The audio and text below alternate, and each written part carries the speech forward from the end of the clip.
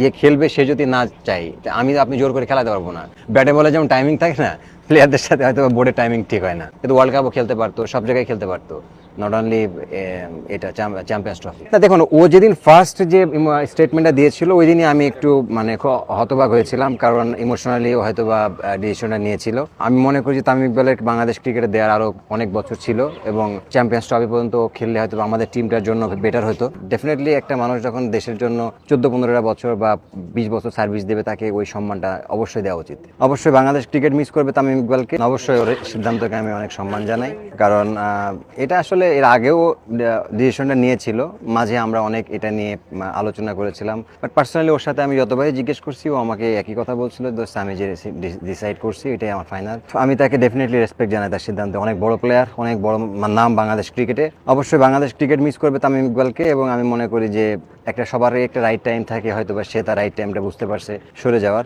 আমি ডেফিনেটলি তার এটা রেসপেক্ট দিই। স্পেশাল মুভমেন্ট লর্ডসে আমরা যে ইনিংসটা খেলেছিলাম, ওইটাই ওর সাথে মানে ও ও ওই জিনিসটা ফিলটা বুঝছিল যে এখানে 100 মারলে কি হয়। আমি আসলে ওই সময় বুঝি নাই, বাট ও 100 করেছিল, আমি 75 আউট হয়ে গেছিলাম। বাট ওই পার্টনারশিপটা আমার কাছে মনে হয় যে আমার জন্য আমার লাইফ অনেক রিমার্কেবল ছিল, কারণ আমি লর্ডসের মাটিতে ইংল্যান্ড টিমের সাথে এরকম সুন্দর ইনিংস খেলতে পেরেছি। এটা অনেক আমার কাছে স্মরণীয়।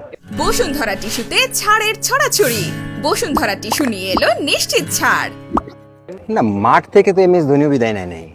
মাঠ থেকে বিদায় নিতে হবে জিনিসটা এতটা আমার কাছে মনে হয় না এজ এ প্লেয়ার হিসাবে যে নিতেই হবে ওটা না। বাট হ্যাঁ, ইন্ডিভিজুয়ালি সবারই একটা ডিসিশন থাকে, পার্সোনালি সবার চিন্তা ভাবনা থাকে যে কে কীভাবে হ্যাপি থাকবে। সবার হয়তো বা কপালে হয়তো বা লাকে হয়তো ওই জিনিসটা হয় না। আমি বলবো যে হয়তো বা ওই দিক থেকে অনেক আনলাকি থাকে, অনেকে ডিসিশন নিতে অনেক হয়তো বা চিন্তা করে যায় কয়েকটা বছর খেলি, হয়তো বা ওই সময়টা তাদেরকে ফেভার করে না, সব মিলে আর কি। বাট এটা উচিত যে ডেফিনেটলি একটা মানুষ যখন দেশের জন্য 14-15 বছর বা 20 বছর সার্ভিস দেবে, তাকে ওই সম্মানটা অবশ্যই দেওয়া উচিত। দেখুন, ও যেদিন ফার্স্ট যে স্টেটমেন্টটা দিয়েছিল ওই দিনই আমি একটু হতবাক হয়েছিলাম, কারণ ইমোশনালি হয়তো বা ডিসিশনটা নিয়েছিল।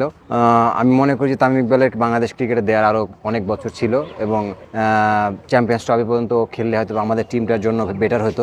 বাট এটা তার পার্সোনাল ডিসিশন, এটাকে আসলে আমাদের কোনো কিছু বলার নাই, যেহেতু রিটায়ারমেন্টের জিনিসটাই হচ্ছে একটা সবার নিজস্ব মতামত থাকে।